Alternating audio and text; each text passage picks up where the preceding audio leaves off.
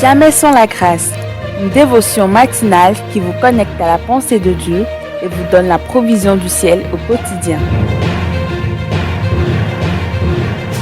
Bonjour chers amis, chers internautes, nouvelle journée, nouvelle provision, bienvenue dans cette dévotion du jour. Père, merci parce que tu es ce Dieu qui nous précède en toutes choses et notre prière ce matin, c'est que cette dévotion soit une provision qui nous précède dans cette journée pour la gloire de ton seul nom Jésus.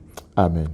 Alors, chers amis, chers internautes, hier, nous avions commencé notre thème que nous sommes en train de voir, le sang de Christ qui parle en ta faveur, le sang de Christ qui parle en ma faveur. Ce thème est basé sur Hébreux chapitre 12, le verset 24, où il est écrit dans la version Parole vivante.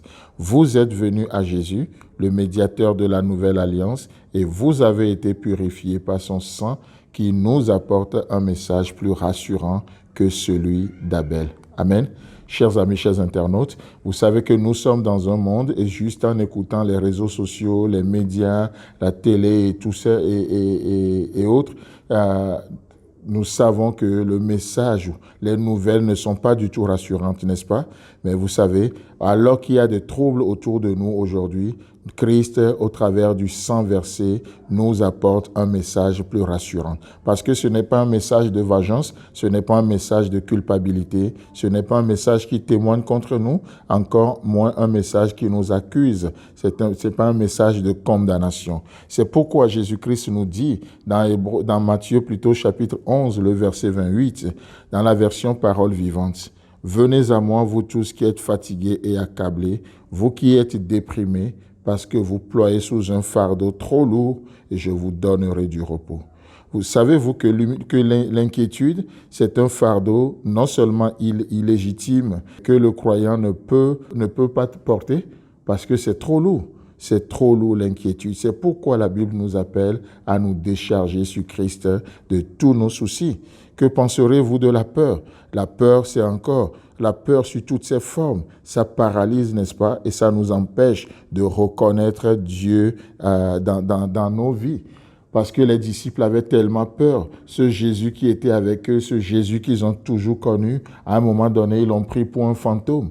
Pourquoi? Parce que la peur les a paralysés. Chers amis, chers internautes, c'est pourquoi la Bible nous dit dans Matthieu 11, qu'on vient de lire au verset 28, et dit « Parce que vous ployez sous un fardeau trop lourd ».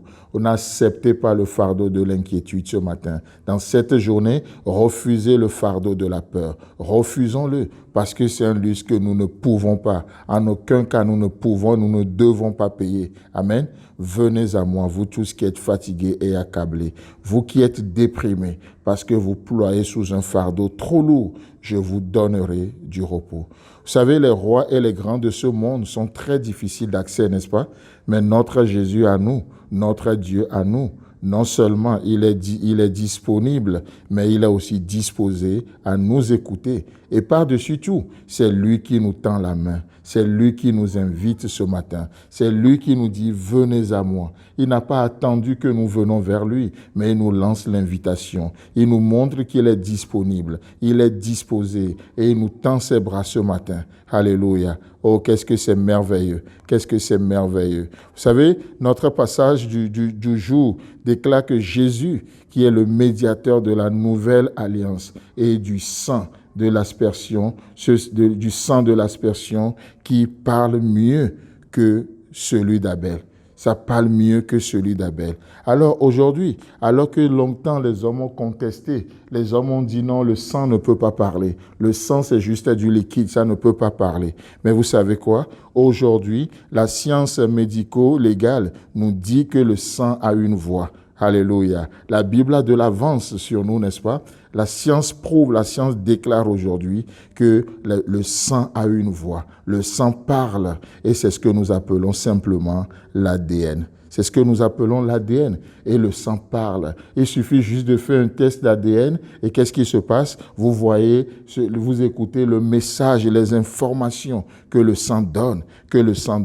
C'est le plan détaillé. L'ADN, c'est le plan détaillé de notre organisme. Et certains l'appellent encore le code génétique. Et cela contient toutes les informations nécessaires au développement et au fonctionnement du corps. Alors, si Dieu le permet, demain, nous allons voir cet aspect du sang qui parle.